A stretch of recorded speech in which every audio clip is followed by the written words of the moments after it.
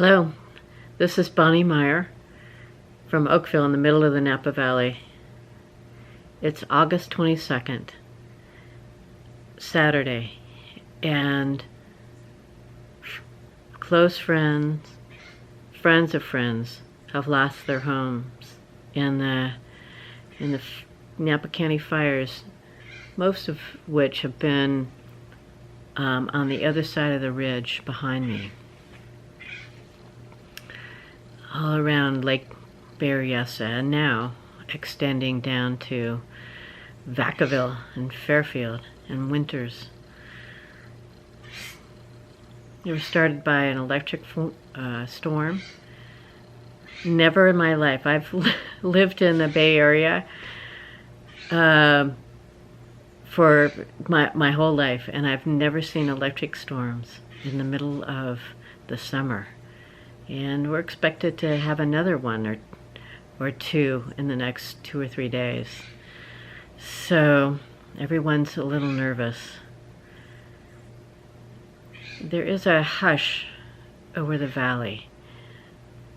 Harvest is going on very tentatively, a little bit slowly. Again, it is still only the 22nd of August, and only the white grapes, the champagne grapes, are being harvested right now. So there's not a lot of activity, but there's a lot of concern about grapes that are left hanging in the vineyard for the next 2 or 3 or 4 weeks are going to have something called smoke taint, which means the smell of smoke. We all know what that smells like. The smell of smoke actually adheres to the outside of the grapes, and once it does that, it is impossible to get out of the wine. But my neighbor, my next door neighbor, the Gross, 3 years ago when we had huge fires right in the heart of the Napa Valley, they came up with a technique of washing their grapes over and over again until the water ran free of any odor or flavor, and then crushed those grapes.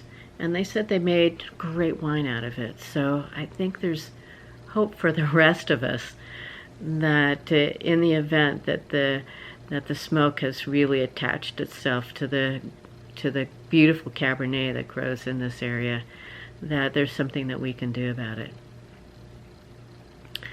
Nonetheless, there is a quiet, there's a hush, and I think of it as really just being a pervasive feeling of sadness.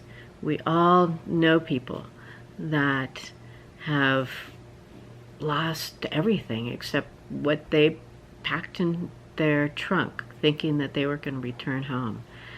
And so we're all feeling a compassionate form of sadness and connection to the people that we know and the many people that we don't know who are in that position tonight and will be for some time to come.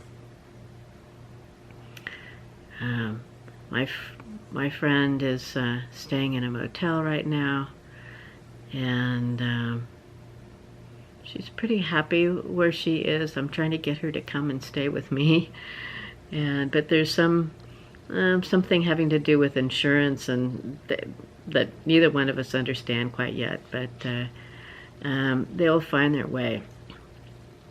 But I know from my son Chad and other people who lost their house 3 years ago that it takes 3 or 4 years to rebuild a house and really rebuild a life, really get settled back in your house. Even if it's just a remodel job, it takes 3 years. And then there's still that nervousness every time you smell smoke or hear fire engines. It makes you feel uneasy. So it's not a simple thing to overcome. So there is this sadness inside of me. There's a quietness that blankets the valley, And it's not just the smoke that's blanketing the valley. It's this feeling of quietness and sadness and grief, which is very appropriate at this moment in time. And we think of grief as being related to someone, a beloved who has died. But there's grief for all kinds of things. You know, the loss of a job, the loss of our health, the loss of your home. It's huge. And we can even, I remember the first time I really felt a kind of grief, and I was just beside myself for a few hours. I had a car. I was 22, 23 years old. I had a car, this really cute little car. And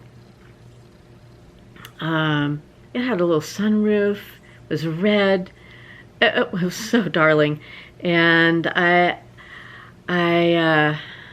Justin and I went out to dinner one night and left a teenager here that we were caring for at the time. And he had some buddies over, and they decided while we were gone to take the car for a spin, and they smashed it into a tree in our driveway. No one was hurt, but the car was just a mess. And that was the first time that I actually suddenly lost something that meant something to me, because it had been a college graduation gift from my father. And not only was the car darling, but it was symbolic of something. And I think that's mostly true. All these things that we lose always symbolize something. We attach meaning to them. And I had attached meaning to this car. Even when we lose a job, it's not the job itself, but it's all of the, it's the people that we work with. And it's not just the income, but it's a kind of purpose that we had in life, and a routine, and all of those little details that we grieve. So this is a time for grieving, and grieving is done best by just deeply feeling it. So when I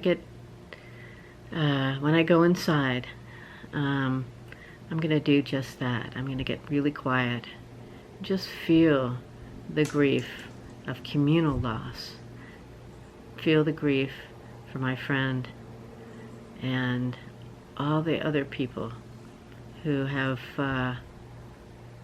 lost their homes, and that sense of security, that place to return to.